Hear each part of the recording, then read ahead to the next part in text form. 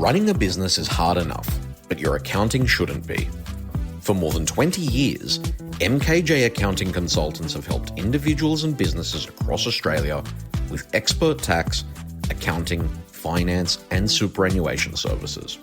From tax returns, lodgements and reporting, to cash flow analysis, budgeting and business advice, MKJ takes a proactive, hands-on approach so you can focus on growing your business, not chasing deadlines.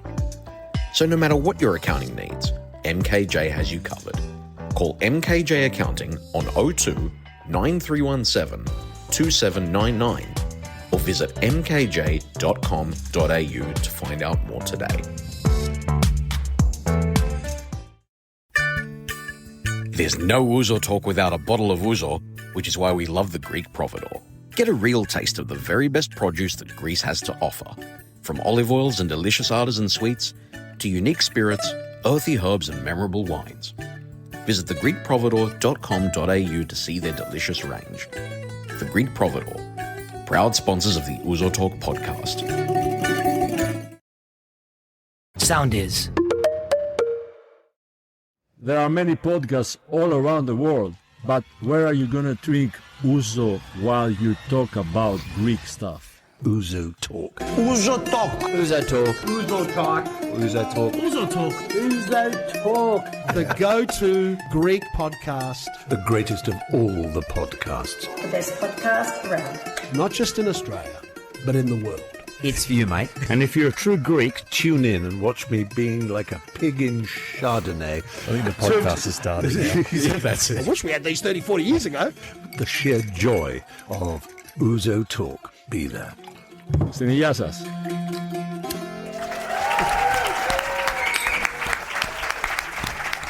Stop. Stop it. Oh, you have. Well, welcome, ladies and gentlemen, to what is the second ever Ouzo Talk debate. I am Tom Skolarikis, and with me, as always, is my co-host, Nick Athanasiou. Welcome, Nick. How exciting is this, mate? Mate, it is very exciting, but more importantly, philosophers once debated at the Agora in ancient Athens. Yep. And We now are here at the Brighton M Gallery, Sydney. Hey, we've come a long way, haven't we? Us Greeks? We have. Guys, thank you so much for being here. It's our honour to have you guys here. This event is presented to you today with our good friends at the Greek Festival of Sydney, who have done amazing work so far this year. They were thrown in at the last minute. They got it all done. Well done, Tilda. Well done, Pam. Well done, everyone, for getting this all off the ground. Thank you for all your support. And I think, Nick, also, we have a bit of a reunion on the panel tonight of last year's MCs of the Greek Festival at Darling Harbour. You, me, and this man on the end here. Yes. Oh, hey. Anthony Locascio. He nearly got tomatoes thrown at him last year. I don't remember that. It was Maruli. No. So, look, we'll introduce all our panelists properly when they're about to speak, but please make them welcome now as well. So, Dr. Vasilis Adrahtas over there. Welcome. An honour to have you. Mr. James Arkoudis right next to me here. Dr. Vicki Petrakis right on the end there. And His Majesty Anthony Locascio. Welcome, guys.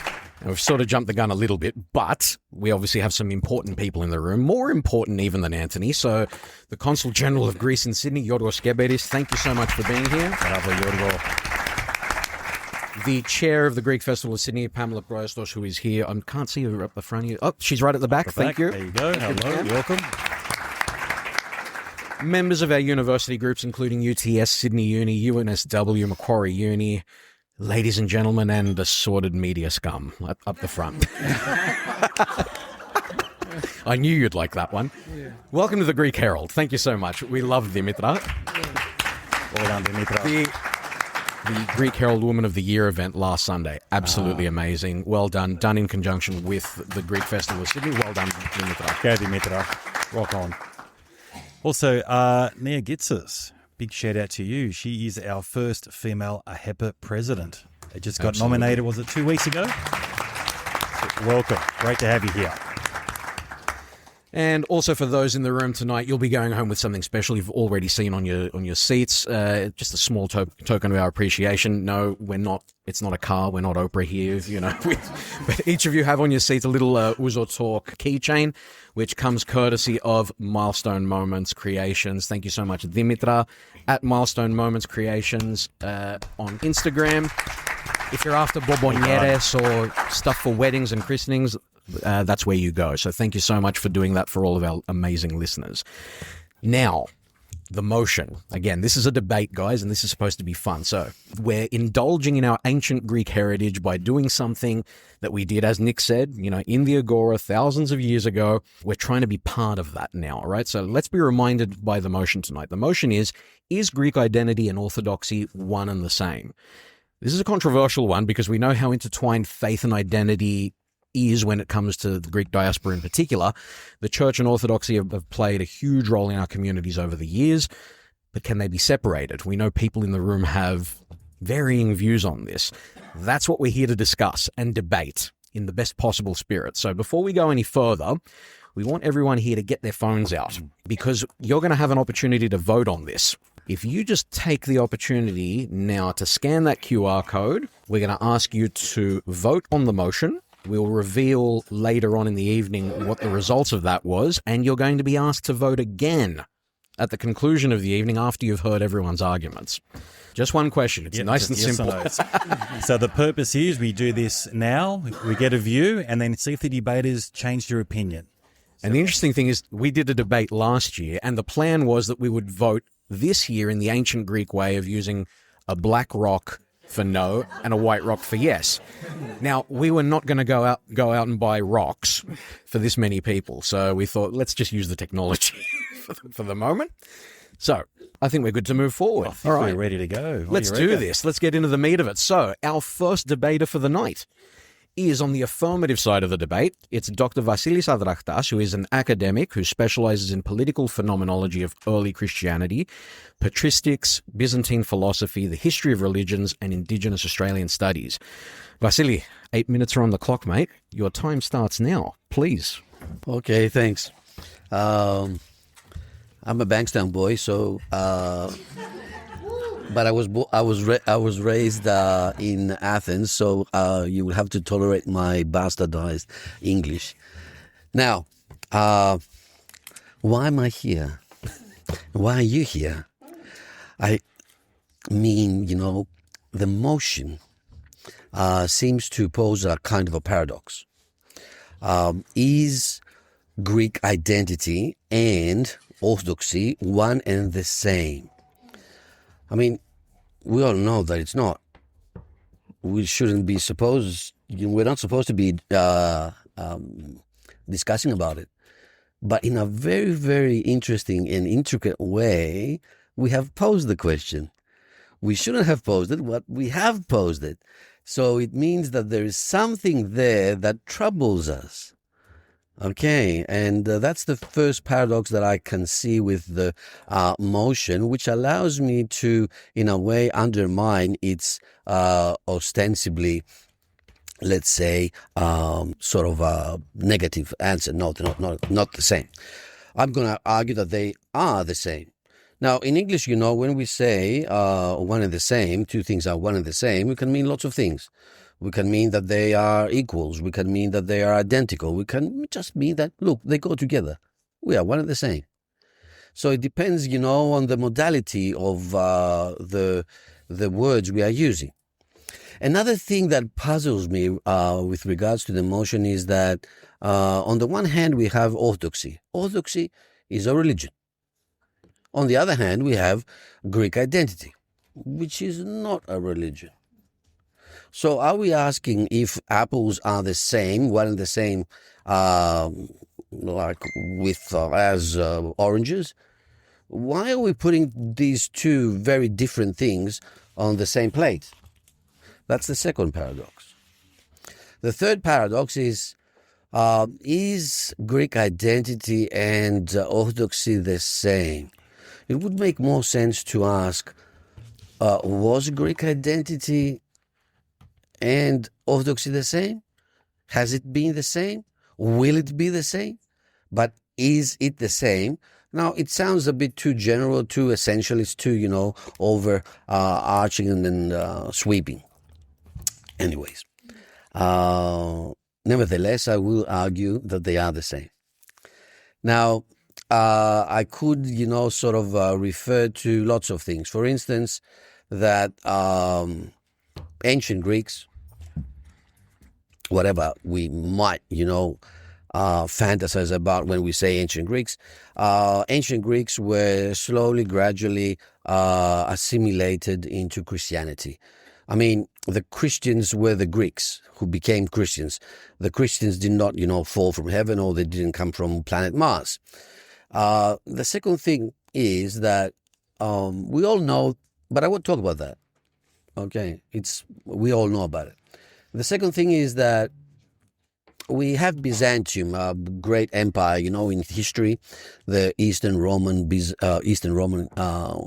Empire, and it didn't start as Greek, but it ended up being Greek, and it didn't start being Orthodox, but it ended up being Orthodox. So in history again, we have our own answer that Greekness and Orthodoxy go hand in hand, but I won't talk about that.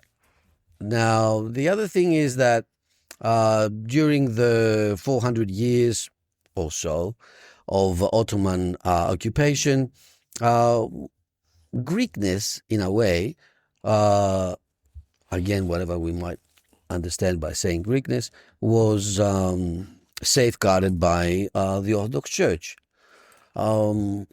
Basically, in terms of, the liturgical life, the language, and a variety of other, let's say, institutions. So again, history has spoken about what we are here to discuss tonight, but I won't talk about that. Now, the other thing I would like to talk about, really, is that we should distinguish certain things. How many minutes do I have? 3.5. 3.5. Now, one thing is Hellenism. One thing is Hellenicity, and another thing is Greek identity. I'm not going to talk about Hellenism because it's too broad, and I'm not going to talk about Hellenicity because it's too much of a gist thing, and it's not in the motion anyways. I'm going to talk about Greek identity. Greek identity is my identity, your identity, anyone's identity. It's very, very specific. Now, for that identity, for that very, very specific person, whoever that might be amongst us, if we feel Greek and we feel Orthodox, okay, we feel that we are in a certain relationship with Orthodoxy, then those two go together. We're not schizophrenic. Okay, we don't have them one on one side and the other on the other side.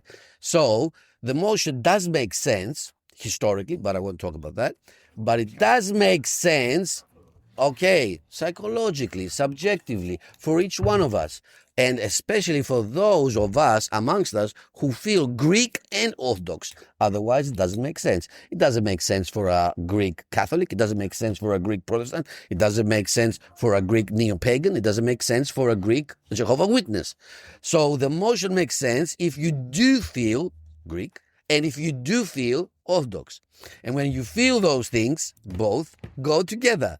They don't go separate. So more or less, that's my argument. It's a very sort of first-hand, let's say subjective, individualistic, if you like, argument. How many minutes do I have? You got another minute 40. Another minute. Now, look. You don't have to use the whole lot. No. I'm going to say this because I like it. I like this argument. This, let's say, the end of it. I mean, you have the neo-pagans, the Greek neo-pagans. You know about them, okay? Those who worship, the 12 gods. What are they saying all along? That Orthodoxy, this version of Christianity, okay, is nothing more than a Greek version of Christianity. They have taken everything from the Greeks and they have made it into one, thing, into the guise of Orthodoxy. So, if you have the Greek neo-pagans, okay, those bastions of, okay, Hellenism, Greekness, Hellenicity, whatever you want to call it, saying, okay, that look, these Christians, Orthodox Christians, are nothing but, Greeks in disguise. I think you don't need a better argument. Thank you. Well done. Thank you. Brother Vasily. Guys, I have the results for the vote, so I'll quickly run that by you. We had 32% that said yes, it is important, and 68% said no. So we'll get you to vote right after the debate is finished, and we'll see if any of these guys have swayed you. So just to wrap it up, the debaters are going to talk about 8 minutes each. I'm going to give you guys a minute warning as well. I'll try and make a little bit better sound than that. And you'll have 4 minutes each to rebut and have a closing statement as well. We forgot to bring the gong. Yes. Fantastic. Well, thank you for kicking us off, Vasily. We will now move to the negative side of the motion and arguing on the negative. There we go. Stop it, Chris. James Arkoudis is a lawyer and CEO of a mining company with some 3 decades worth of experience. He is our one carryover debater from our first debate, where he managed to sway the room in his favour to effect a draw on our debate on the Greek language. We playfully call him our devil's advocate. James, the floor is yours, mate. 8 minutes. Well, Vasily, after his... Okay.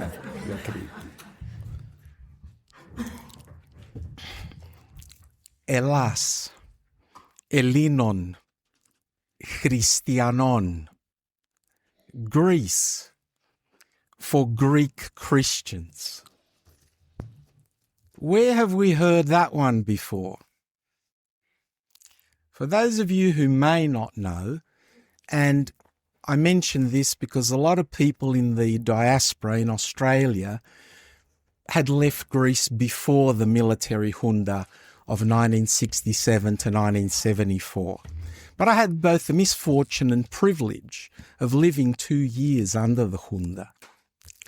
So I think we understand the implications of merging national identity and religion and what the consequences are.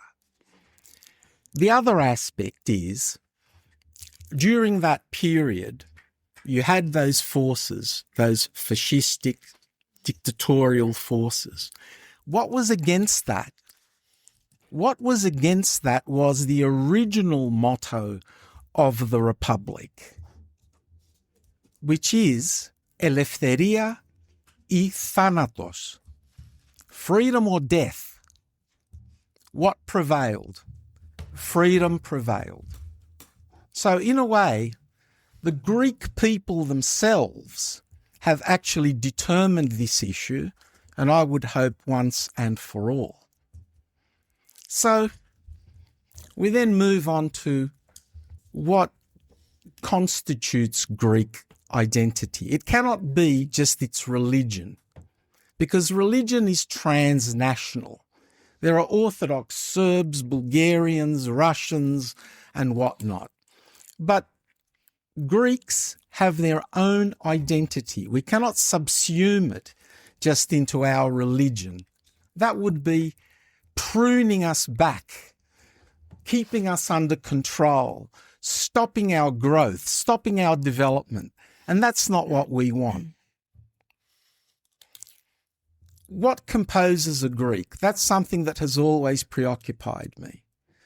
A Greek is an admixture of the ancient ideals, which then get merged into Roman ideals and become through Christianity, because Christianity is an important element of this.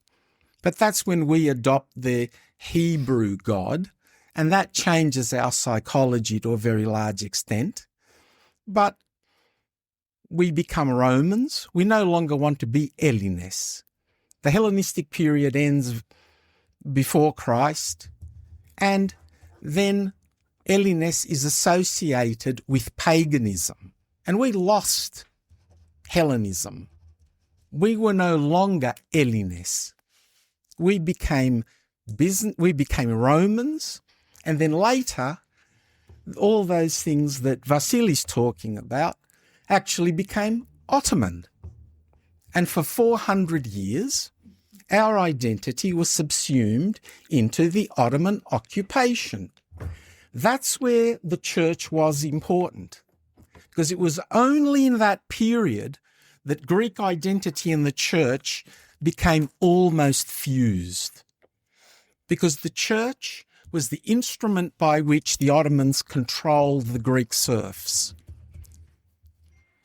Later, there was Greek heroes in the church that helped liberate us, but it wasn't until foreign powers came to us and reawakened the ancient spirit that was lying nascent.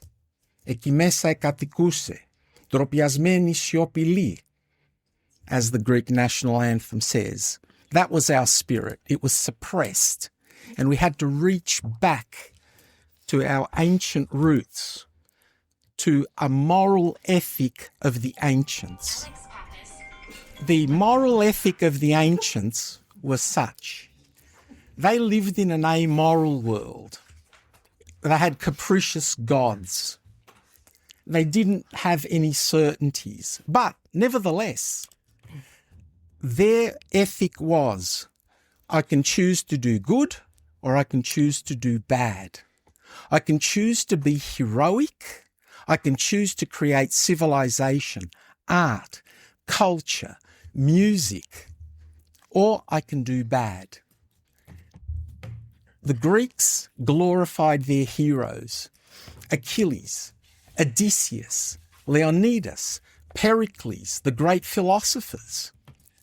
They had no guarantee of a paradise, but they still did it. And we had to draw upon that ethic to free ourselves, rather than stay subsumed into a culture which is otherworldly and controlling. Thank you very much. Well done. Well done, James. So we are moving back over to the affirmative side. Nick, do the honours. Sure. Dr. Vicki Petrakis is an Orthodox scholar who also boasts a background in law, who studied theology at St Andrew's Theological College before pursuing doctoral studies at Macquarie University. In many ways, she's probably the most qualified to sit on the panel of debaters, and we're very proud to have her. Vicki, 8 minutes, you're on the clock. Thank you, Nick. And thank you, Vasilis, for your introduction on the paradox of even discussing Orthodox and Greek identity. But as the affirmative team, we will argue that Greek identity and being Orthodox are the same, and this can be argued through Greek philosophical first principles. What do I mean by that? I will propose that the ultimate first principle which connects and unites Orthodoxy and Greek identity is the living God, who is the embodiment and expression of what it means for us to be free and virtuous. I will begin by focusing on what Orthodoxy is, justified in this instance through Greek philosophy, and in the second phase of the debate address what Greek identity is, reaching the conclusion that they are one and the same. I will begin with a general definition of what it means to be an Orthodox Christian so that we are all on the same page with that definition. Of course, a Christian Orthodox is one baptised and practising the faith. But if we look deeper to what we are really saying about who we are as Orthodox Christians, for us Orthodox, there is only one answer to this, and this is made personal through the Panagia's yes, when the Archangel Gabriel announces to her that she is bearing the Saviour.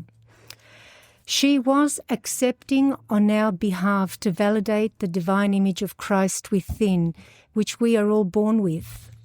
So by definition, Orthodox is essentially who we are as human persons, free and virtuous, because Christ dwells within us. Of course, it is also a way of life. As Christ revealed to us himself, we need to open the scriptures in order to recognize him in the breaking of the bread. So Orthodoxy is our journey to become ourselves godlike, to project the divine image within, that we bear through Christ's cross and resurrection. I will leave that definition in the background for a minute, that to be orthodox is to possess the living image of God within. And I will begin with a story which I will convince you that being orthodox and having Greek identity are consolidated through the experience of what it means to be a free and virtuous human being possessing godliness. The story begins some 800 years BC, with Homer retelling tales of Greek heroism, gods, demigods, and human persons trying to understand their place, their identity, and how everything is governed. The baton for acquiring this knowledge is passed on from philosophical school to school, and by the 6th century BC, Greek philosophy begins an inquiry into physis, nature, logos, identity, and what constitutes truth. What has this to do with being Orthodox or Greek, you may ask? The ancient Greek philosophers commenced a chain of thought through dialect that defined for them all sorts of issues, the most important one being who is the human person and how do they define their reality. Their methods for understanding complex issues were adopted by the early church fathers in their own search for explaining the gospel message. Who is Christ? What is the relationship between man and God? And how is it validated?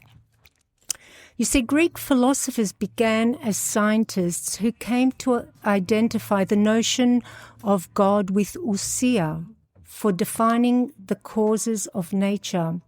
They looked to nature to understand complex physical relationships and stumbled upon a notional divine principle and the need for there to exist a living God. It is precisely this that forges the strongest connection between Greek identity and Orthodox belief, the living God who is a personal and relatable being and the model for our own existence. This philosophical need for the existence of a living God and a divine principle to justify God led Greek philosophers to become self-reflective, asking deeper questions concerning the human soul and how it comes to understand and embody the divine.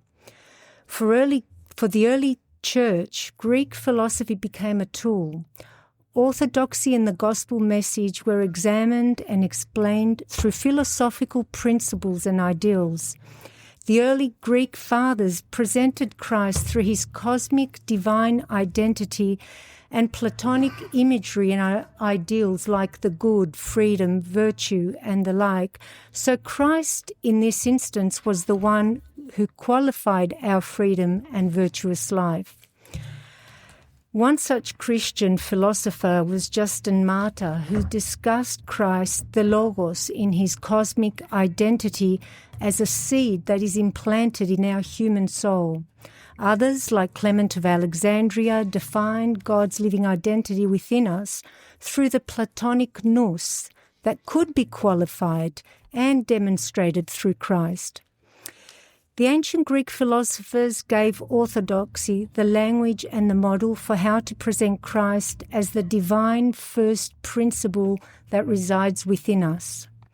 The fathers of the church, like the Greek philosophers before them, taught us that godliness could be incorporated with and have command over physis, human physis.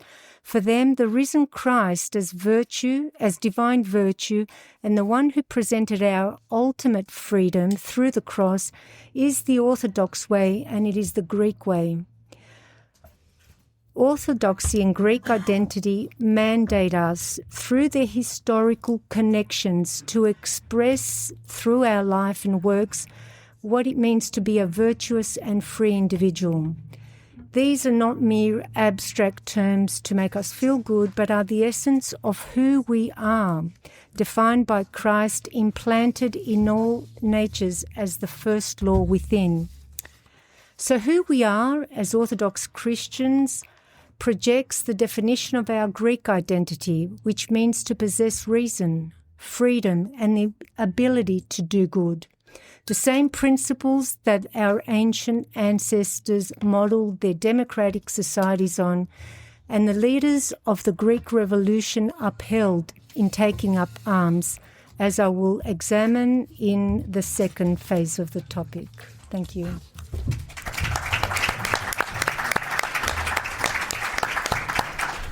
Thank you, Dr. Vicki Petrakis. Now, our final speaker of the night on the negative side is a comedian. That's it. He doesn't have doctor before his name. He's not a professor. He's got nothing else. He just makes people laugh. Well, he was a Year 10 debater. He was, in fact. We found that out today. No, I retired in Year 10, actually. Okay, so he may be a little bit rusty, but his latest show is, in fact, entitled The Divine Comedy, which may or may Dude, not... you're leaving me with no material, okay? Oh, come on. We're just going to shut up. Anthony Locascio. Hey, yeah, man. I can't be the only one that's curious if Alex Pappas is okay, right?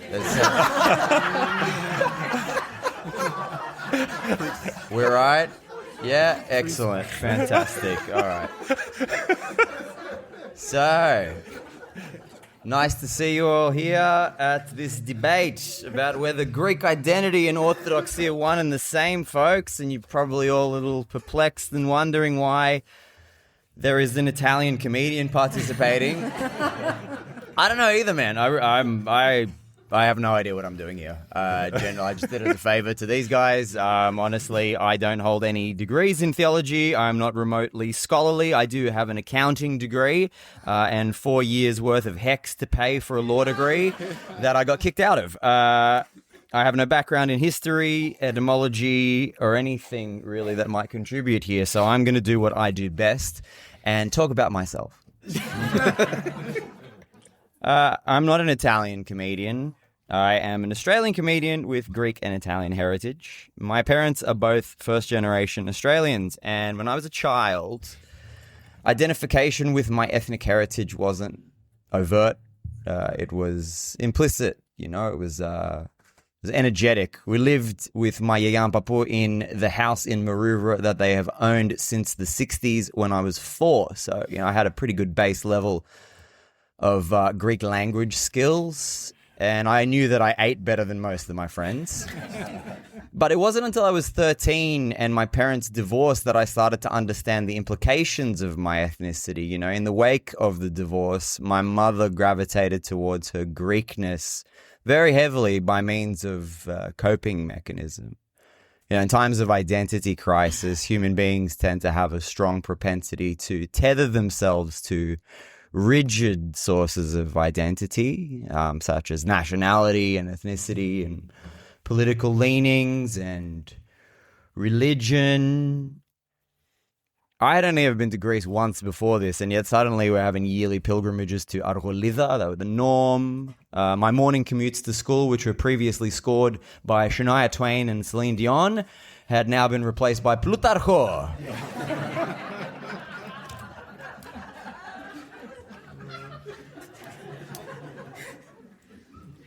And Peggy's in us. Sorry, we don't balance. Within the year, my mum's cousin, my Theo Vasili, or Pyrosvestis από το Άργος, had moved to Australia to live with us, and he was kind of my father figure and my best friend in this period. And we would routinely wake up at 3 a.m. in the morning. We would fire up the bootleg cable box to buffer the Panathinaikos Astera Tripoli game. This was an era where, I don't know if you guys remember, but Astera had the new richest owners in Greece, and they were really trying to challenge the traditional might, while Panathinaikos were showcasing a young man by the name of Sotiris Ninis, who was the first in a long line of prospects that had been dubbed the Greek Messi, and failed. At half-time, my Theo Vasili would teach me na gino magas. He would teach me ileks tu lamoyu, and he would regale me on the slight difference in technique between frying casseri as opposed to kefalogaviera. The man spoke no English. And, you know, it's not an exaggeration for me to say that at this point in my life, Greek was as much my first language as English was. I had many friends with whom I had shared Greek ancestry, but strangely, this was the time where we began to have less and less in common. For the most part, you know, these kids would be lucky if they could string 3 words in Greek together. Most of them were indeed third, fourth, fifth generation Australians who insisted that their Greek identity extended well beyond their mere surname and nose diameter. I would, of course, see them all at church. None of my friends are particularly faithful, I guess, but how can you really know, right? Belief is not necessarily something that you can qualify. What you can qualify, or what you can quantify, certainly, is how much money their parents would give to the church on a yearly basis. But I don't know if the books would be open for you.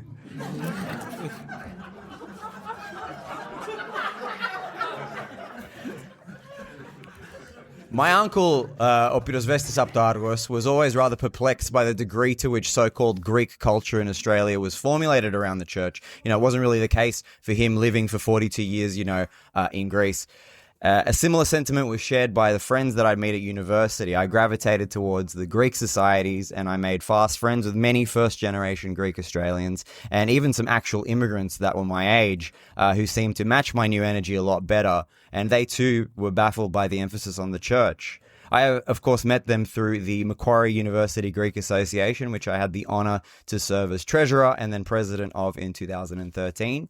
An invaluable experience through which I felt the true collective power of the inherent support that exists within the Greek diaspora and how providing for it can in turn provide for you, which are lessons that have underpinned my entire stand-up comedy career.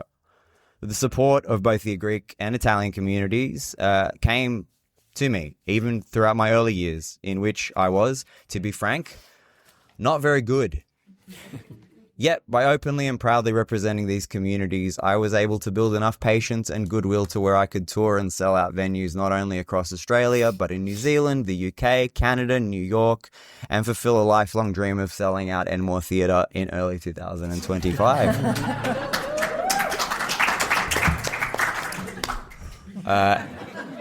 That would prove to be the high point of the most painful year of my life. I went through a very difficult time last year, and through what I can only describe as divine providence, I found myself at what is called a Vipassana meditation course. It's a 10-day silent retreat to learn a particular meditation technique that is said to eradicate misery. I won't go into the details of my time there. If you are curious, tickets to my Sydney Comedy Festival show are indeed on sale now. But suffice to say, what I learnt at that place completely changed my life, and it saved me in the most difficult period. And I can put it in no more plain terms to you than to say that for the first time in my life, I felt faith. For the first time in 33 years, I walked out with a visceral cellular knowledge that I was walking a path of good, which is something that I've never really gotten from religion. I was baptized Catholic. I've never had my confirmation. My parents' divorce took priority around that time. I've certainly spent more time in Orthodox church than Catholic, despite never having paid the cover charge. And as my best friend likes to say, when it comes to religion, I am a certified Vromiari. People tell me that religion grants them faith, and faith is the most beautiful and powerful thing that we as humans have. And so if you tell me that you got what I got from learning the meditation from religion, then my brother or my sister, bless you. I just think that it is a dangerous thing to base your entire identity on any one ideology, be it ethnic, political, or religious. A healthy, secure relationship with that ideology allows it to act as a stable base on which to build a more nuanced, complex identity. But an insecure, rigid, clinging relationship to that ideology makes it a prison. Let's not let our Greek identity act as a prison through which myopic thoughts and values are trapped. Delineating this distinction has been my mission in comedy from the start. I wanted to represent my ethnic communities while also representing nuanced comedic storytelling. Alex Pappas has earned us at least 10 seconds more, man.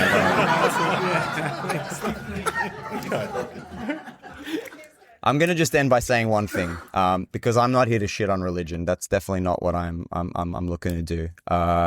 I am here, however, to shit on the notion that so-called Greek identity and Orthodoxy are one and the same, because my very existence belies it. I'm not Orthodox at all. So it is up to you guys to decide tonight. I would love to see whichever of you that decides that the affirmative will win tonight come and look me in the face and tell me that I'm not Greek afterwards. Well done.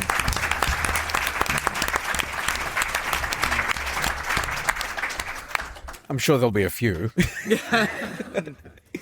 Fantastic. Well, guys, that's the first round done. What we're going to do now, we are going to allocate 4 minutes to each debater now to rebut. They can talk about whatever they like. They may have picked something up from one of the speeches tonight. We're going to go in the same order, so we're going to go back to Vasily. What's that? Yes. So this is basically your chance to rebut in your closing statement. Yes, Anthony. So rebuttal and closing statement together. Correct. Together. So Vasily, over to you. Okay, I'm going to do both at the same time. Now, Antonio was a bit intimidating at the end, and that can be a felony. But I'll leave that aside. The other thing is that you said something very, very important that I think it's worth mentioning, that we are two camps here, two sides. We're not faithful versus non-faithful. That's, I think everyone can agree on that. Mm-hmm. Another thing is that we should stick to the motion, please. The motion is not about what we would like identity to be in the future, how we imagine or how we envision things, but it's about facts. Is, not will be or has been or what I would like it to be. Mm-hmm. Now, James, that was you started with a punch under the belly, mate, under the belt, like very, very politically sneaky. You're bringing the junta in. Now, the junta is a caricature of, what we are talking. So let's don't, resuscitate, caricatures. Now, the other thing is Eleftheria Thanatos. Yeah, but you're forgetting the background. Mm-hmm. Every single time that Eleftheria and Thanatos was put there up in the air, the background was the cross. We don't have not even one flag of the revolution that has no cross. Not even one. Transnational. Orthodoxy is transnational. And I think you were. I think you was talking about Greekness, national. So I just want to say that we have to be very careful when we sort of prioritize Greekness and don't bring in Orthodoxy as a possible checks and balances. We might end up nationalistic at the end. The Ottomans, mate. Most of the Ottomans were Greek. Everyone knows that. 8 out of 10 were born by Greek mothers. Everyone was Greek. And cultural orthodoxy, this is my point. We're not here, to measure your faith. How much Greek and how much Orthodox or really Orthodox you are. But at the end of the day, really, can you talk? Can you think? Can you even conceptualize of yourselves without bringing in, as Greeks, without bringing in Orthodoxy, without, a minimum at least of cultural Orthodoxy, like customs and all sorts of everyday rituals that we go through, even though we don't believe in them. So what I'm saying is that we should regard the motion in terms of unity as very specific, specifying a very specific unity. We're not talking about Greek identity and Orthodoxy as one and the same by implying that they are identical. They're not. By implying that they are equivalent. They're not. But all good Marxists know that the best possible identity is dialectical identity, the unity of opposites. Precisely because they are opposites, they are united, they are stuck with one another. Thank you.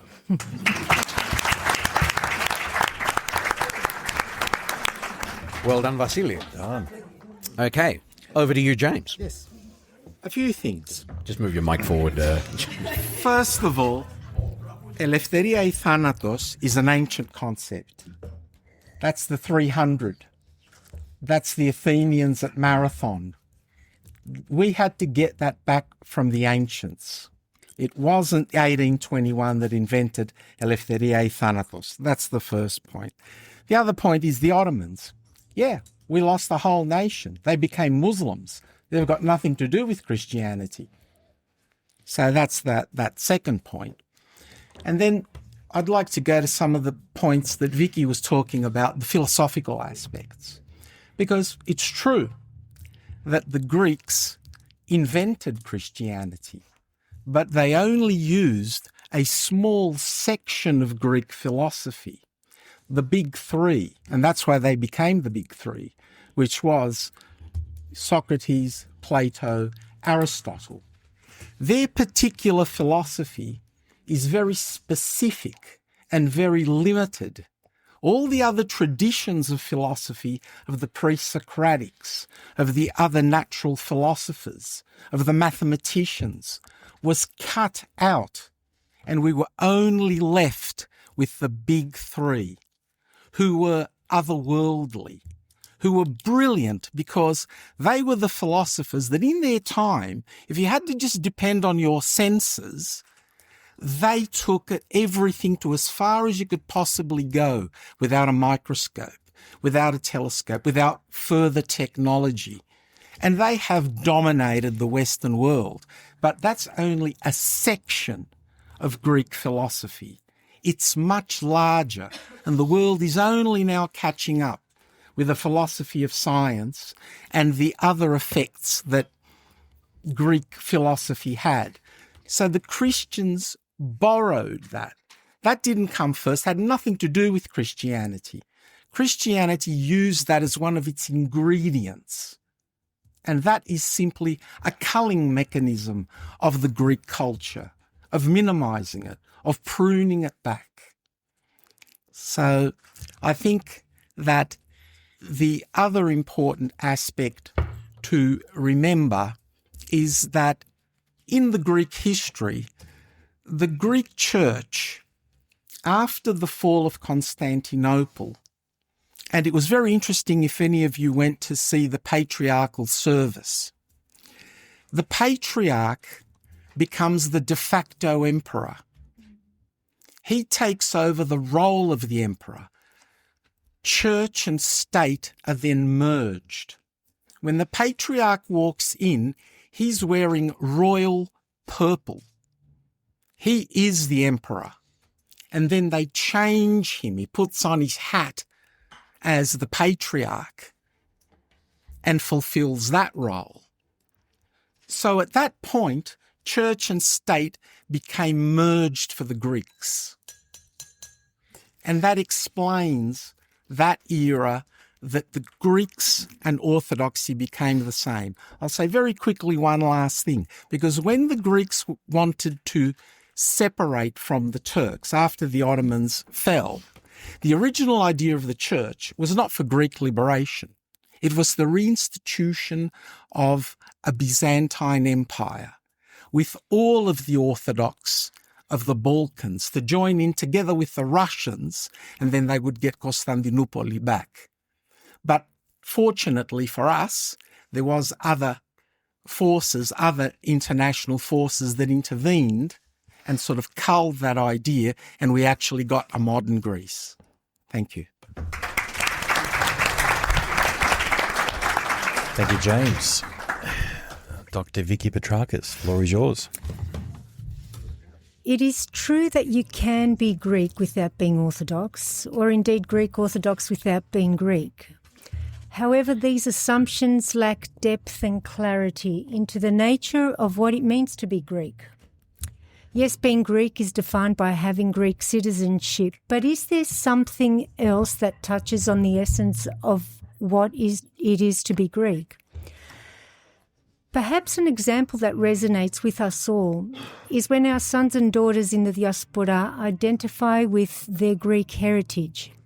What is it that draws them to this ideal of being Greek that they know from a distance? Could it be that being Greek is something ingrained in their being?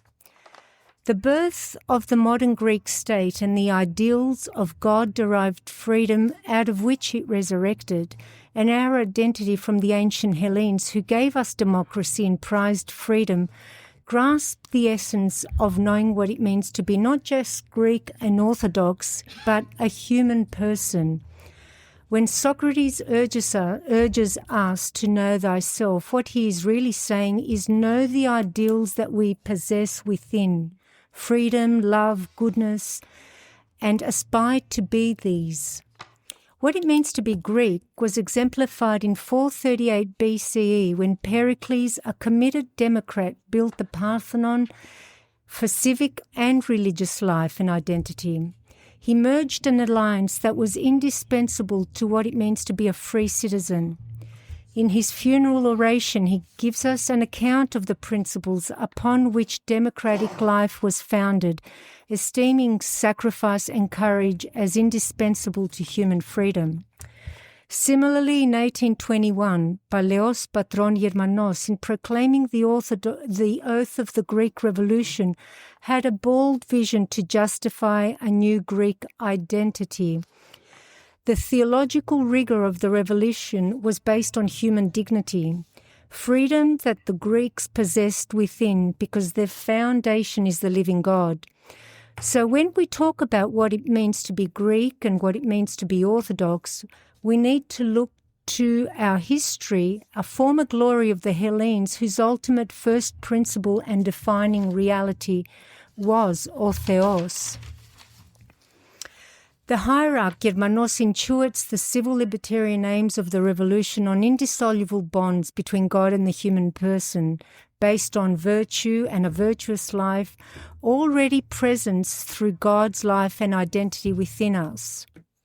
The struggle to be free from the Ottoman yoke was theologically justified because freedom and goodness were already enshrined within us through Christ. Orthodoxy is therefore the definition of what it is to be Greek, a free citizen, because the basis of that freedom lives within us. For this reason, the Greek constitution recognizes the Eastern Orthodox Church as the prevailing religion of Greece, because Orthodox Pedia, from its classical orientation, was aimed at producing well-rounded citizens whose souls and worldview had been shaped by the ideals of virtue, as seen later through St. Basil's welfare plan. The Orthodox faith, as Archbishop Elpidophoros suggests, was never a bare system of doctrinal teachings. It was always clothed in a culture, and the most important culture that preserved Orthodox was the Greek culture.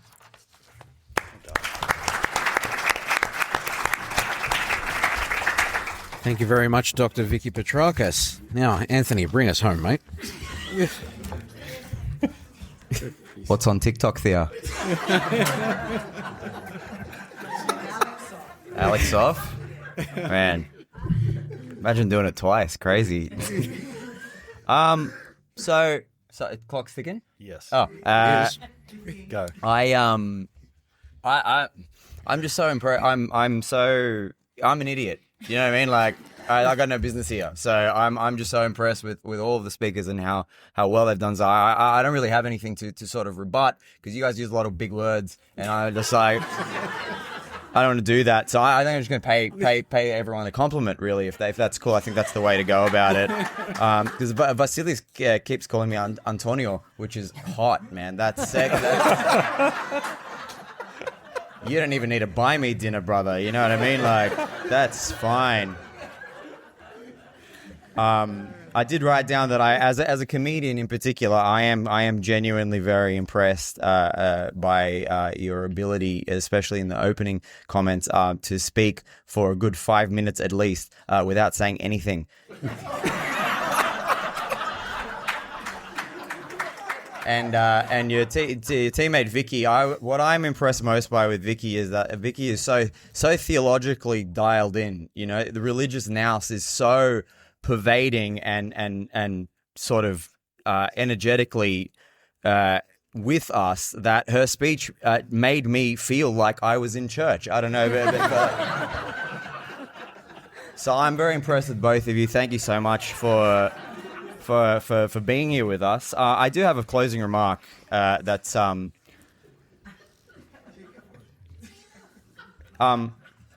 you know,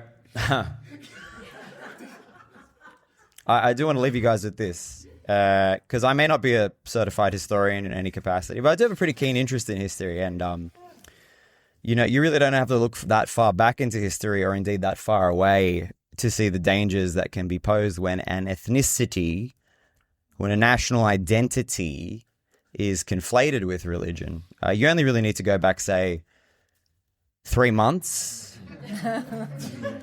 to when 15 people were murdered in response to an unequivocal genocide that is being carried out by a state that purports to ethnically and nationally represent one global religion, whether members of that religion agree to it or not.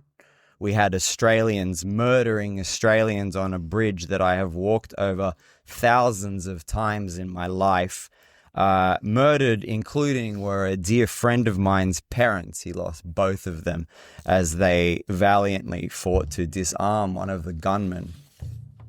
We witnessed the community of Australians that was attacked because their religion was conflated with an ethnic identity, whether they liked it or not. If that makes you uncomfortable to hear, or if you fail to understand the relevance to this particular debate, then I think it's you that need to listen the most to it.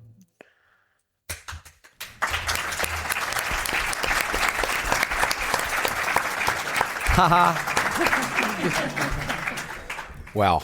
Okay. So I have to say that brings the formal part of the debate to a close. I've got to say that I don't think I've ever seen a more disparate approach to a debate from both sides. So very different viewpoints, very different tact. It's very impressive, isn't it, Nick? Definitely. Look, very impressive. And look, thank you all again for coming out. And I've got to remind everyone as well, it may not be their personal views. These guys were chosen in those teams. So we are going to do a Q&A now. So yes, just be gentle with all of us. So very impressive, guys. It is. Anthony, mate, you did well. Very impressive. Very well done. It's singling out you. Well, guys, so we are going to open the floor to questions, but and Nick is going to be walking around at the front here. If you do have a question, just let him know, and you'll have to come up a little bit because he can't take the lead too far. I want to kick this off, though, and just pose the question to the panel. I mean, in ancient times, I can't remember which historian it was. James, you probably will correct me on this, but what formed Greek identity in ancient times? A particular philosopher or historian mentioned the fact that it was 3 things: language, religion, and customs. Now, my question is, does that and blood? That was in Herodotus, and that was Demaratus speaking. He was speaking to the Persian king before the invasions. Okay, so based on that, I pose the question to the panel. Based on the ancient interpretation of what composes Greek identity, that being religion, customs, blood, and can't remember what the other one is now. Language, sorry. Does that automatically translate to today? Can you just take out the pagan gods and add orthodoxy into that? Yes, you can. Absolutely you can, because it's one of the ingredients. It's one of the 4 is religion, and the other one is tradition. And the Christian religion, the Orthodox religion, is one based on both the book and tradition and practice. So both those things do apply. Stay with us. We'll be right back. Running a business is hard enough, but your accounting shouldn't be. For more than 20 years, MKJ Accounting Consultants have helped individuals and businesses across Australia with expert tax, accounting, finance, and superannuation services. From tax returns, lodgements and reporting, to cash flow analysis, budgeting and business advice, MKJ takes a proactive, hands-on approach so you can focus on growing your business, not chasing deadlines. So no matter what your accounting needs, MKJ has you covered. Call MKJ Accounting on 02 9317 2799 or visit mkj.com.au to find out more today. There's no Ouzo Talk without a bottle of Ouzo, which is why we love the Greek providor. Get a real taste of the very best produce that Greece has to offer. From olive oils and delicious artisan sweets to unique spirits, earthy herbs and memorable wines. visit thegreekprovidore.com.au to see their delicious range. The Greek Providore, proud sponsors of the Ouzo Talk podcast.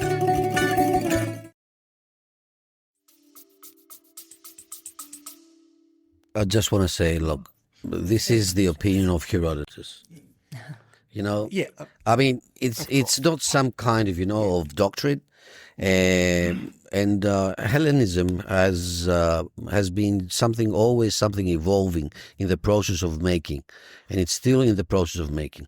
Whatever Herodotus regarded as Hellenic, or Socrates, or Plato, or whoever of the ancients, I mean, we're not bound to that. We shouldn't regard it as, some sort of, divine truth. Basically, when Hellenes start to self-identify as Hellenes, in their totality, it's over against the other.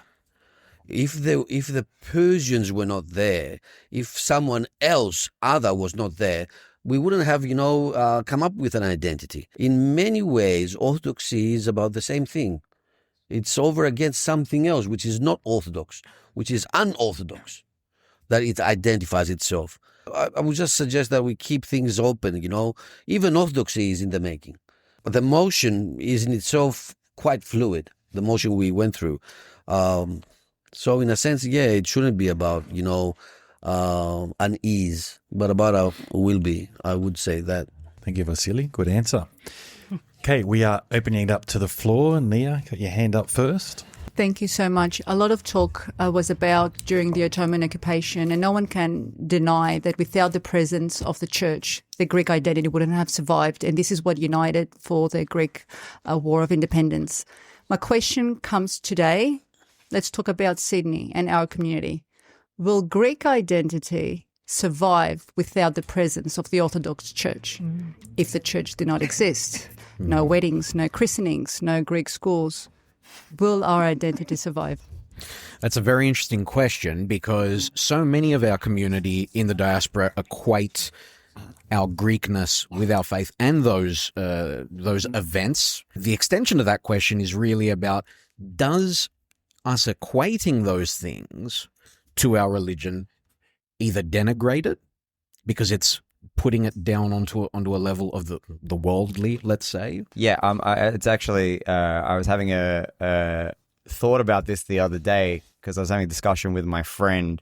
I've reached the end of wedding season for me.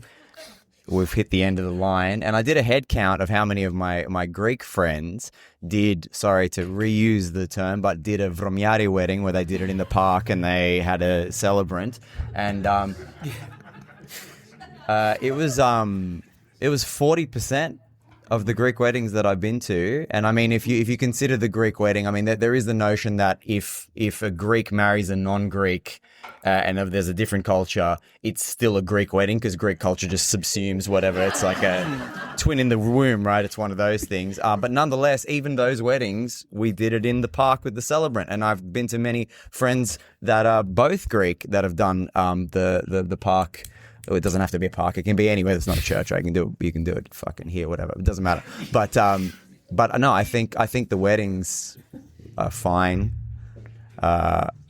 I think from that perspective, we're going to be just okay if the church disappears. Okay, James. Does anyone else want to weigh in on that one? Anyone else? This is an important question. Well, I don't think the church is going anywhere, right? So that's, I think. But the point is, my point is just that Greek culture is bigger than that. It's not just that, right? And our culture is so intricately woven into Western culture because we are the greatest contributors to Western culture. So Western culture is our culture, and we're not going anywhere, and I don't think that the church is going anywhere either. Wow, thank you. Vasily, do you want to add to that? Yeah, I mean, it's an easy question at the same time and a tough one. Why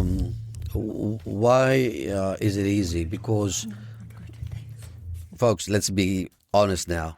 The church basically represents the only network of a social body of Hellenism in Australia that is all over the country and has some sort of, discipline, stability, and let's say viability.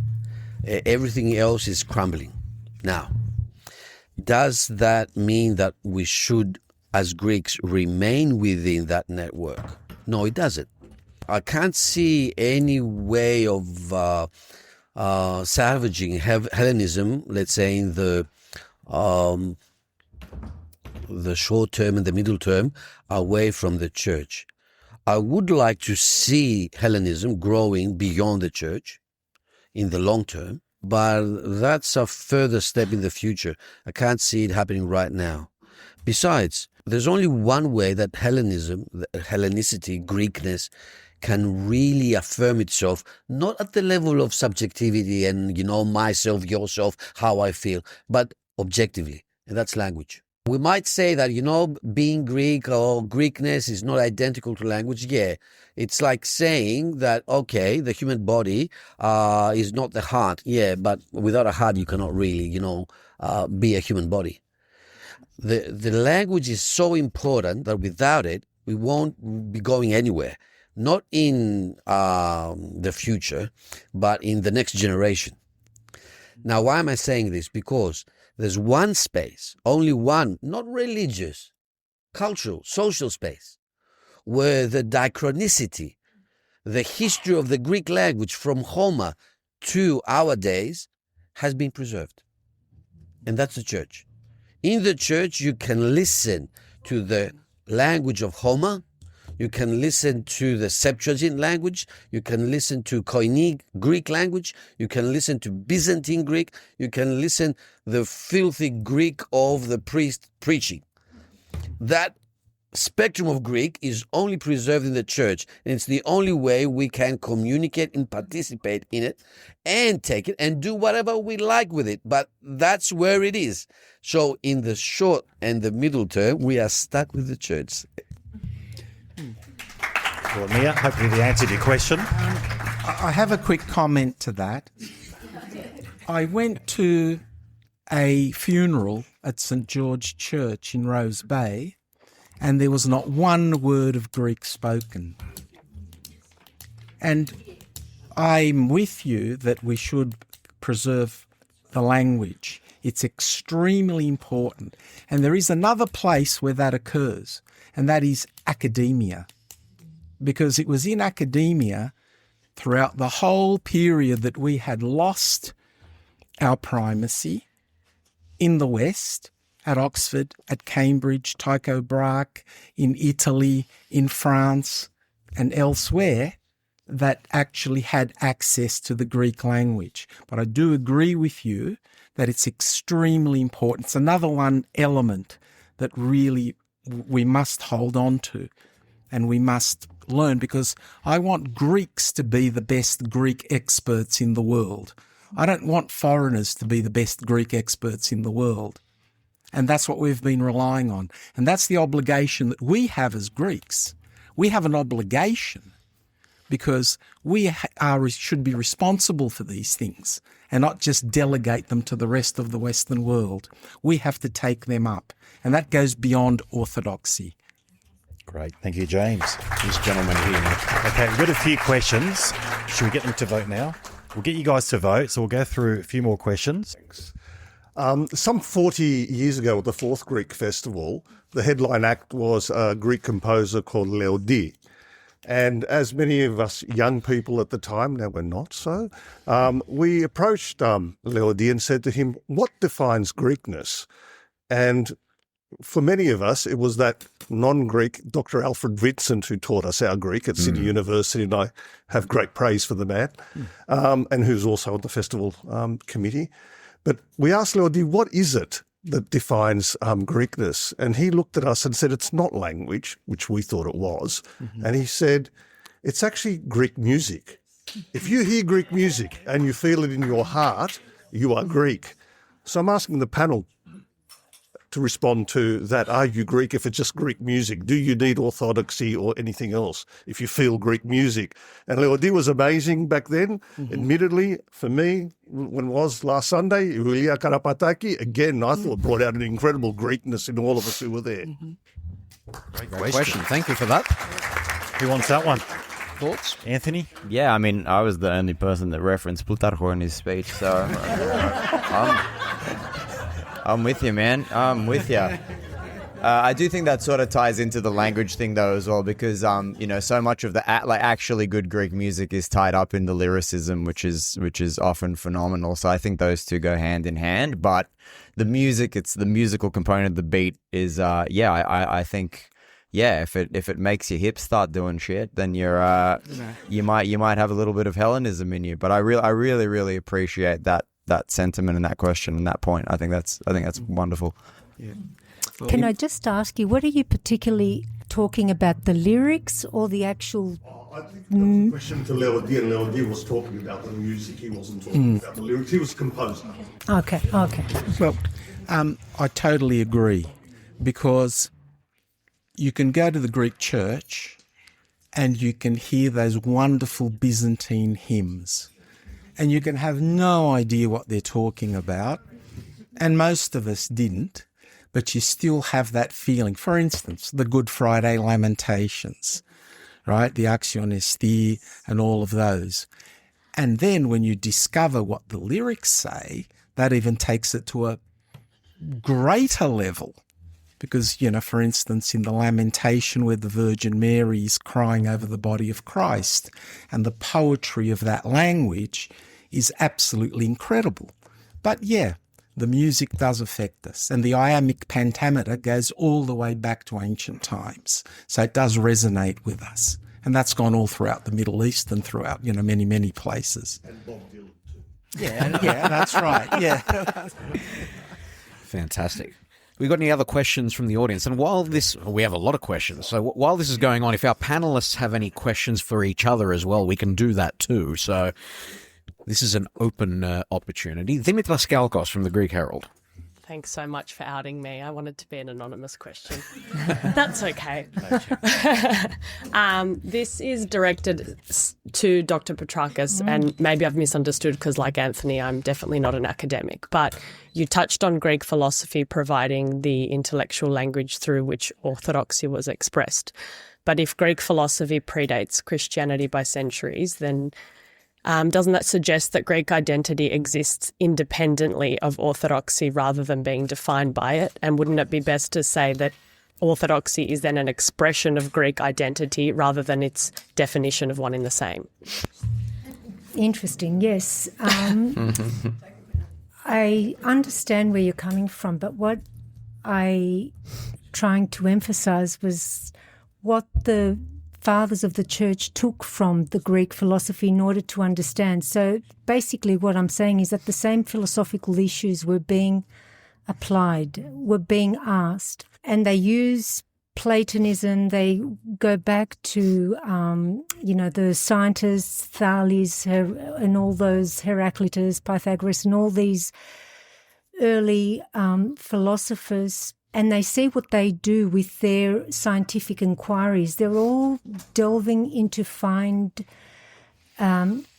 what is the cause of nature, and they're coming up with a divine principle and the need for there to be a God. So it's the fathers of the church look to the ancient Greeks in order to understand their own Christian beliefs, in order to see what the gospel message is saying, who Christ is. Like, that was a big conundrum to the early Christians.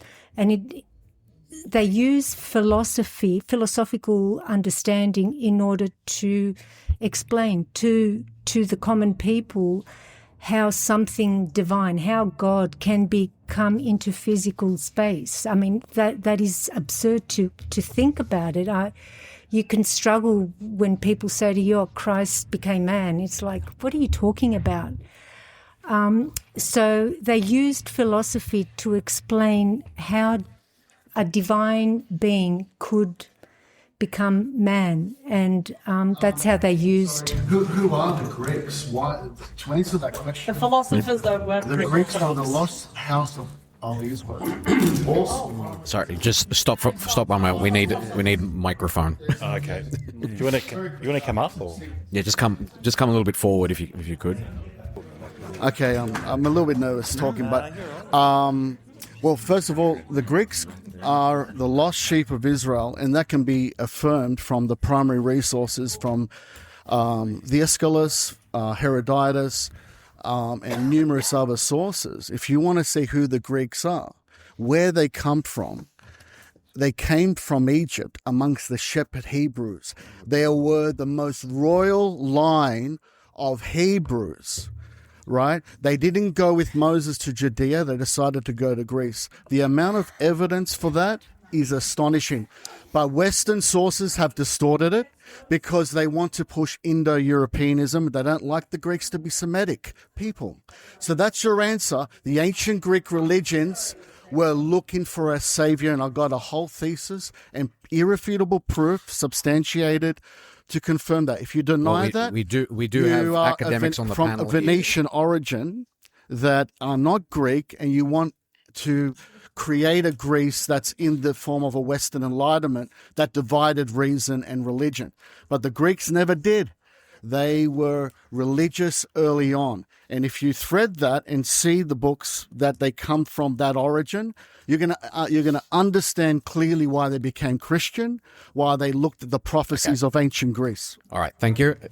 Quick who wants to comment respond on to that? Everybody loves Greeks, and so everybody wants to claim us. That's all I can say to that. Vasily, anything to add on that one? No, not on that one, but on the previous one. A student once asked me, "What does it mean to be Greek?" I mean, this is one of those, $1 million questions. What does it mean to be this or that? It's not an easy question, and you always have to be a bit creative. Now, you can be creative without having read anything and just bringing things up from, I don't know where. But you can, you can be creative because you have spent certain decades, reading texts. Now, and I said to him in a very, very academic way, that when you reach the point where you will you will hear the word in, being, και θα κατουργέσαι, then you are a Greek. What does that mean? It means that Greekness is a way of being in the world. And that way of being understands the world as a unity intrinsically, essentially. Now, of course, if I were Castoriadis, and I'm not Castoriadis, I would say that, being Greek is three things. First thing is to be inquisitive, to ask questions. Okay, to be a prick, every time. Ask questions. What's this? What's that? What? The other thing, to get to the truth, okay? So truth is one thing. You are a lover of truth, then you are a Greek. The second thing is to be autonomous. The lovely word, that Castoriadis really taught us to admire. Autonomous. Okay. Να μην είσαι δούλος, δουλοπρεπής, να μην είσαι σκουλίκι. Okay. Να είσαι αυτόνομος, autonomous. And the third thing is to be beautiful. Beautiful. Beautiful externally. Okay. Not like me. But, Look at that. Internally. Look at that. That's a different person. So, truth, the autonomy in political life and being beautiful, those three things make up what it means to be Greek. Now, Orthodoxy has given a version of those three things. The first, being inquisitive to find the truth, is to find the right, orthon. The second, autonomy, is, to treat others, as if they are as autonomous as you are. And that's synodality. Okay. And the third thing is to be beautiful. And that's a beautiful word we have in Orthodoxy, philokalia. Okay, to be a lover of truth. Okay, and express that love through art. And we know how important art is, not just in terms of music, but also in terms of painting and other arts in the Orthodox Church. So if we were to put them one over against the other and correlate, it would seem that Hellenicity or Greekness and Orthodoxy are really matching, corresponding. Does that equate them? No. Does it make them identical? No. But they stick together. And they are, in a way, one and the same. Very interesting. Thank you. Guys, I'm just conscious of time. We want everyone to vote. Okay. Because we want to get the second view, but we got plenty more questions to go. I've got the gentleman in the black shirt here. I think the uni students have got a couple of questions, and I'm going to move to that second row. So I'm coming to that lady in the blonde. So while we're going, votes. guys, this is the second vote. So let's continue on with the questions while everyone's casting their votes. I feel like this is more interesting than the actual debate right now. So, absolutely, in a way. Let's go. Who's next, Nick? I know this guy. You know this guy? Yeah. Name, rank, and serial number. Later. Look, I've been an atheist over the last 5 decades. It's something that back then there's no way that I would have said that openly, because you would have been branded as something akin to being homosexual, I'd say. But I find it really outrageous that Vicki and Vasilis would suggest, because I don't have any religion, that I'm not Greek. But what I also want to suggest is the fact that not one person here is born religious. None of us are born into any particular religion. What happens is that our families, they're the ones who make us into a particular religion, to follow a particular religion. None of us, as I said, is religious. And I think we should accept that fact. Let's just put a quick disclaimer on that, though, because, again, I just want to ask them. The disclaimer is that the sides that these guys are on, number one, they're part of a debate for a start. So they're obviously bound by that. So they don't necessarily believe 100% what they're saying. So I wanna, be fair is what we're saying. Ask, yeah, that's right. Is it possible for someone to be Greek and not to be religious? Really? Good question. Who's going to answer that? Yeah, that's first of all, what I'm saying, I really, believe 100%. Okay. So yeah, I'm not just here, just to talk.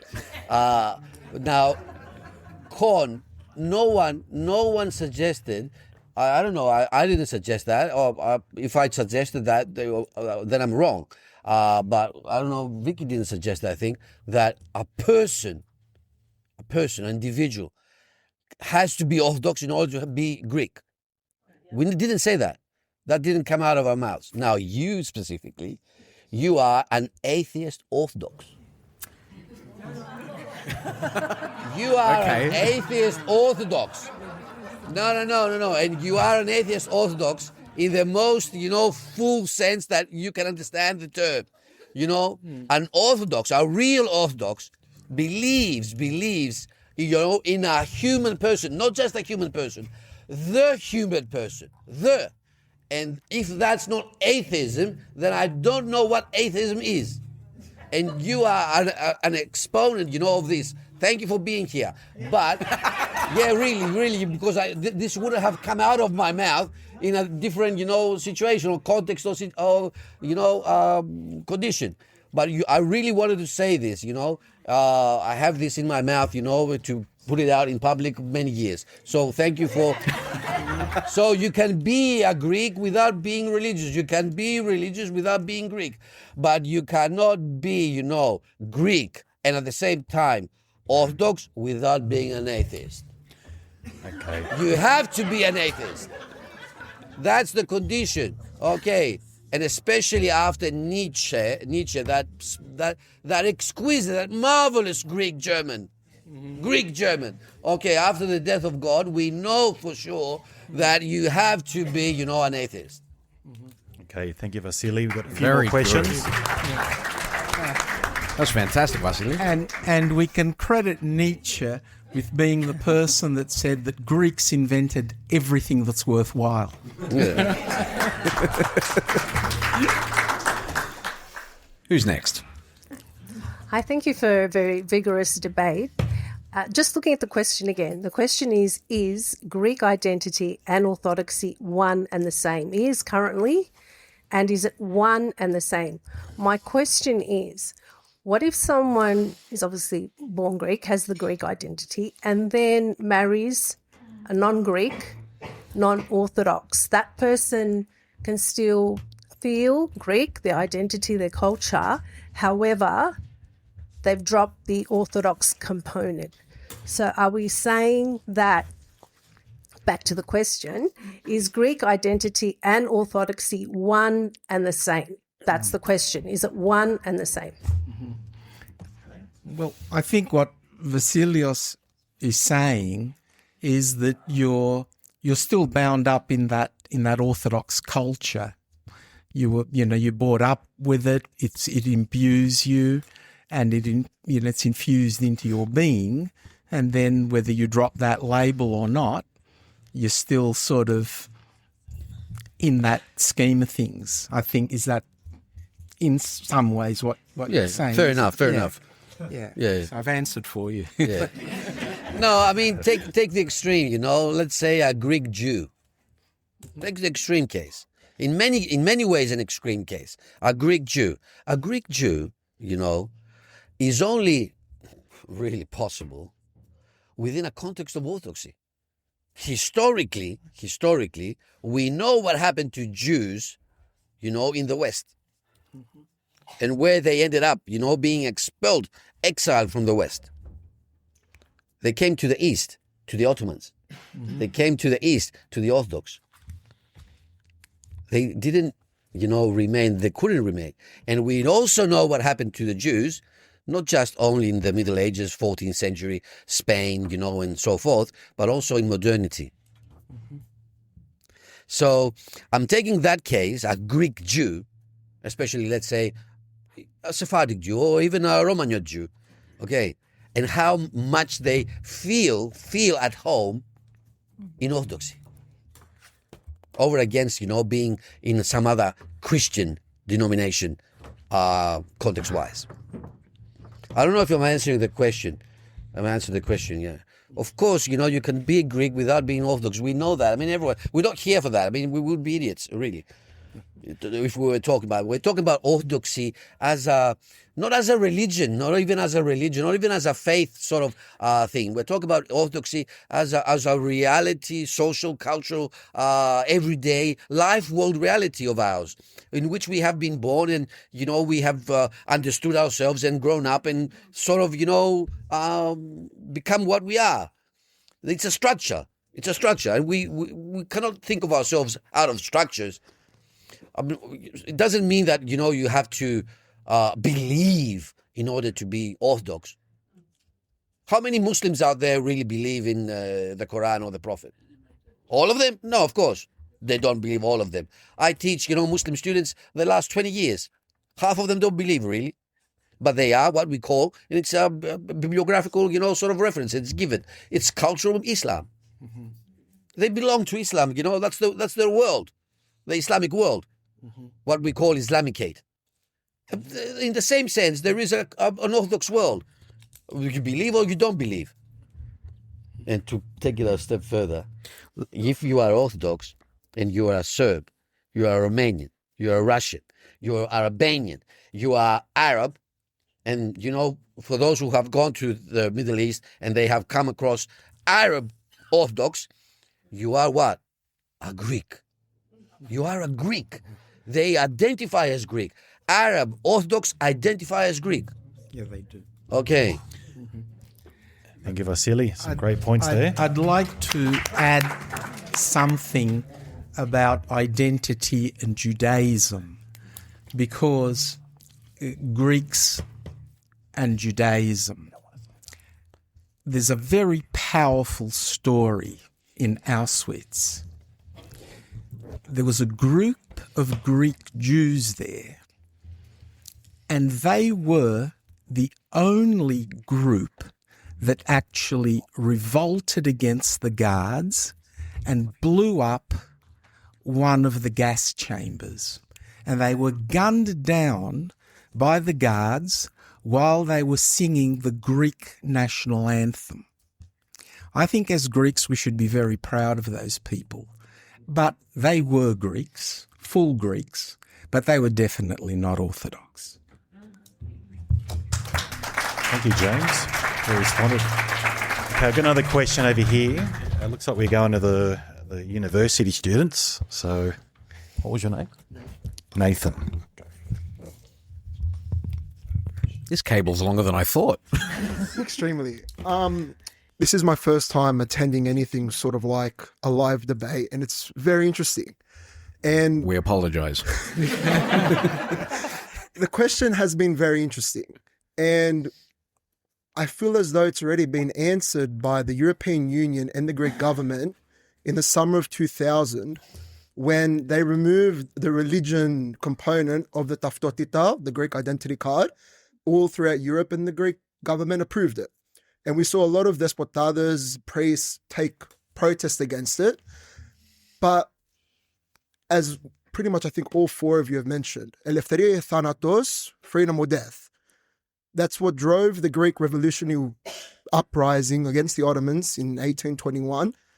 However, the athanatos part kind of contradicts orthodoxy, given that people chose, rather than to live in God's divine gift of life, they chose to suicide, as evidenced by the dance of Zalongo, by the Sulites, where they danced, and one by one, they jumped off the Gremo, the cliff. So my question is, do you find that our whole belief during the war ironic and full of misbelief and not fact? Or do you think that it is our identity that only we can live as Orthodox or else we don't deserve to live? Sorry for making it a little bit more serious. No. Great question, mate. Who wants to take a stab at that one?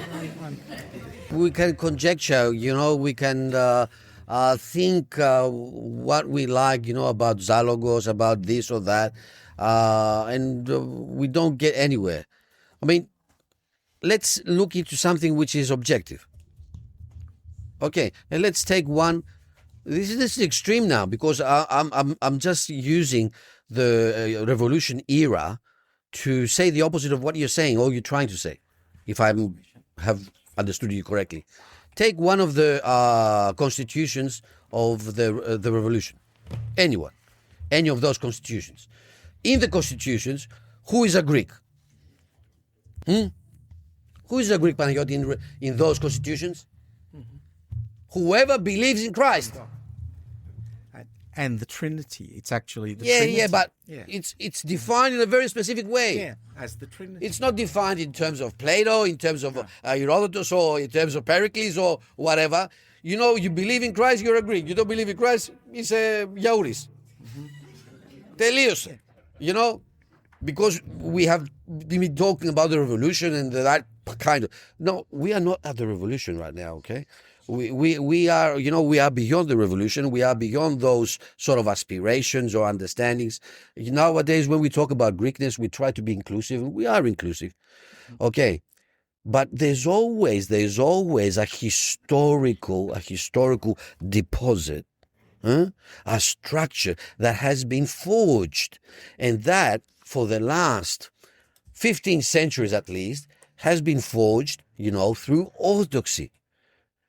You don't need to, think of Orthodoxy as something of a belief system or something you are ascribed to.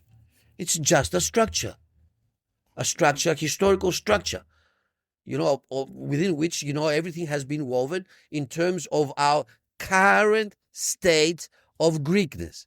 Now, what will happen in half millennium from now might be totally different. We might, just tear apart that structure, that iphisma, of Orthodoxy, and we might liberate ourselves and become, free Greeks in a different way. But we don't know yet about it. Would I like that?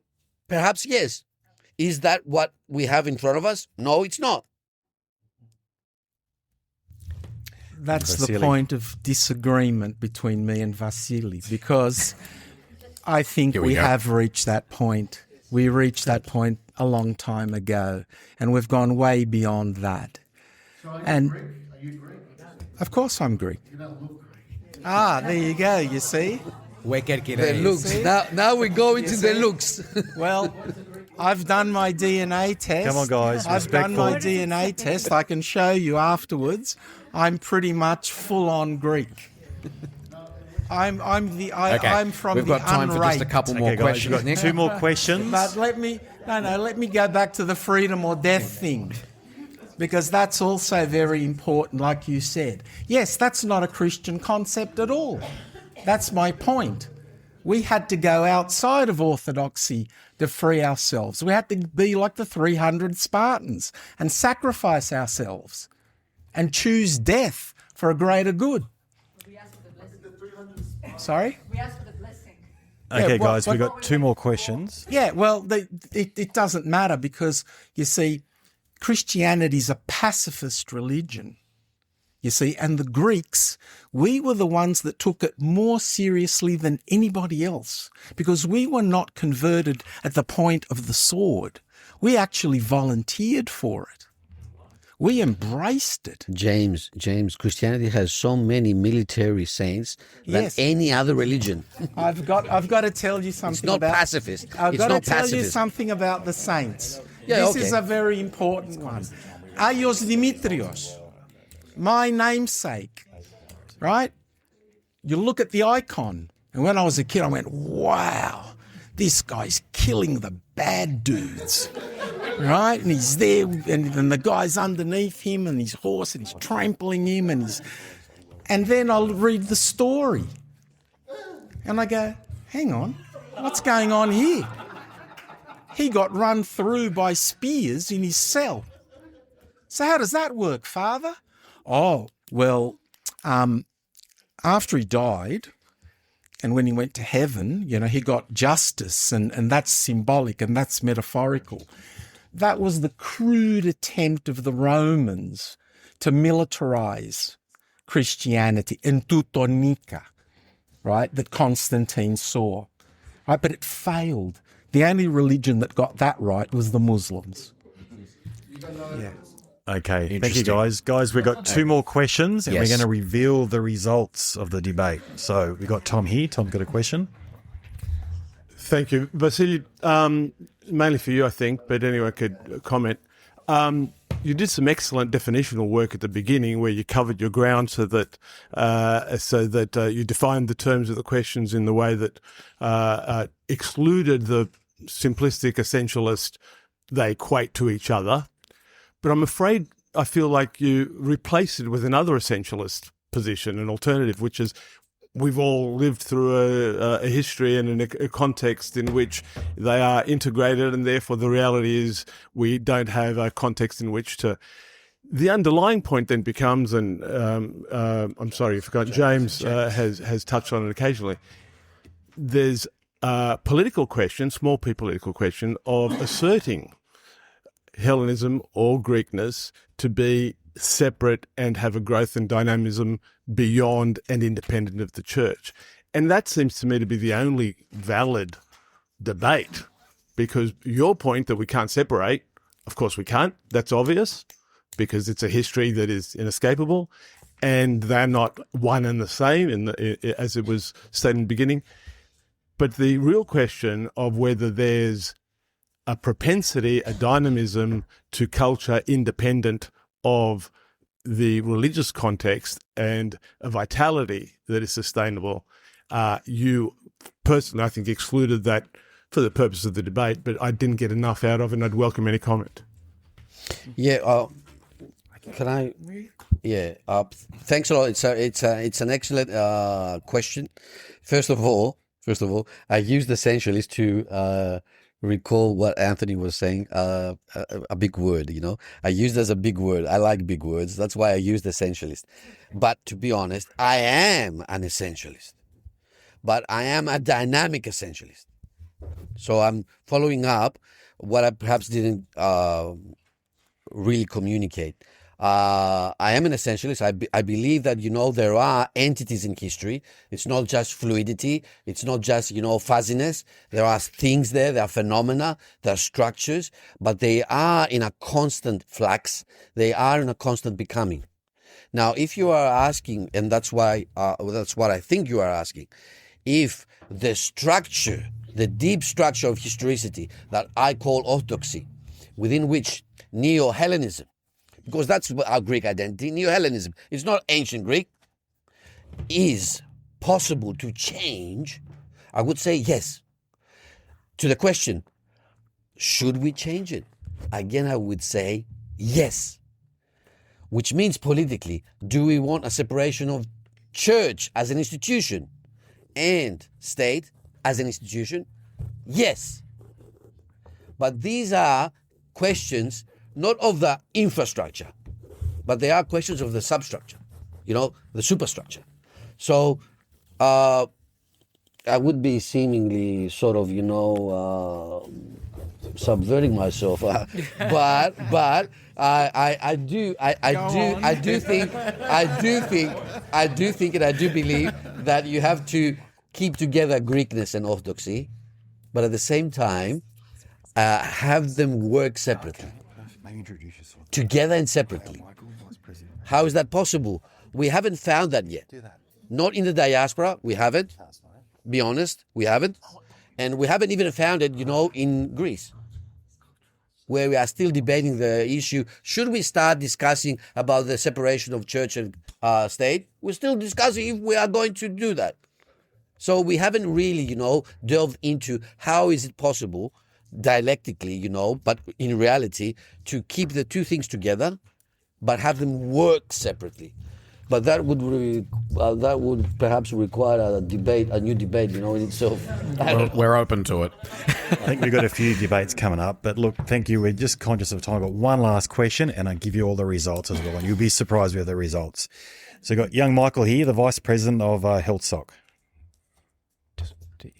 I'll try to be nice and quick. How I view it is Greek culture is a big tree. It's been growing for a very long time, and it started growing before orthodoxy was a thing. Now, one of the branches of the tree is orthodoxy, and it's a very big branch of the tree. It helps the tree. I think earlier the Ottoman Empire was a great example, how the church preserved the culture through those years. Now, it doesn't necessarily mean it's the same thing. Orthodoxy and the Greek culture is not the same thing. And my question is, how can you claim it's the same thing when, for example, behind us there, the banner, the Greek festival banner of Sydney has got the mati on it, and now the Orthodox Church does not believe in the mati. It does. No, it doesn't. Oh, thank you, Michael. Yeah. Vasily, do we believe in the mati? Look, because let's focus on this. Because Michael is a student of mine at uni, sort of, there's a conflict of interest. But I would say that that's a good example. The creative of the festival is perhaps the answer to the whole debate. Mm-hmm. Is Greek identity and orthodoxy one and the same? I like the yes, but I wouldn't say no to the no. but you can see it there. The mati is only conceivable within an orthodox framework. Mm-hmm. It is. But at the same time, how much Greek is that? I think it's a bit indigenous at the same time. Mm-hmm. Yeah. Fantastic. Well, thank you to everyone for their questions and participating in this. Before we go to the results, Nick. Yes, Tom. We need to say a huge thank you to our sponsors for making this episode possible. First and foremost, Chris Pappas, MKJ Accounting. Thank you so much. mkj.com.au. Call Chris for all your accounting needs. Absolute champion bloke and a fantastic member of our community. Exactly. And also the Greek Providor. You hear it on every episode of Ouzo Talk, which I'm sure all of you listen to religiously. GreekProvidor.com.au for all of the... They supply all our drinks, don't they, Nick? They do. They fuel us. These podcasts wouldn't happen if it wasn't for them. They fuel our alcoholism. That's right. So, get us started. Okay, thank you very much to both of you for making this happen. Again, huge thank you to the Greek Festival of Sydney, all of the sponsors associated with it, all of the people that helped to make this possible, not just this event, but all the events across all of the calendar for this year. Nick. Okay. The results. The results are in. So just to refresh your memory, 32% of you said yes and 68% no. And with the revote, after the debaters said their spiel... Do we need a drum roll? Do we need a drum roll? Yeah. Oh, look, it's safe to say that yes went up to 34% and no went down to 66%. So really, you guys have turned 2% of the audience around with your spiel. Technically. Patricia, Vasilis, congratulations. That's good. Did you expect that result? No, I didn't actually. What about you guys? No. Oh, we're fine with that. 60. It's better than Albanese. Dear. And on that bombshell. No. Thank you all very much. Huge thanks to our debaters, guys. Give them a huge round of applause. Massive round of applause. Before we go, did you guys enjoy that? What's your view? Should we do another debate? What do you think? Okay, that's an astounding yes, Tom. Fantastic. Well, while we've still got a captive audience, quick show of hands, who actually does listen to the podcast? Fantastic. Now, for everyone else, we've got the QR codes. You can listen to the podcast on Apple Podcasts, Spotify, YouTube, iHeartRadio. You can find it everywhere. Take a moment, get your phone out, pick the one that you want. Please follow us. Like, subscribe. There's fantastic episodes. We've got some brilliant episodes coming up as well later this season, including this one, which you can listen back to in the next couple of weeks. So, guys, thank you so much. Huge thanks to the Brighton for housing us for this debate, for hosting us. This has been a fantastic night. Thank you all. Thank you, Nick. Awesome. Thank you, everyone. Thanks for coming in. Appreciate you all.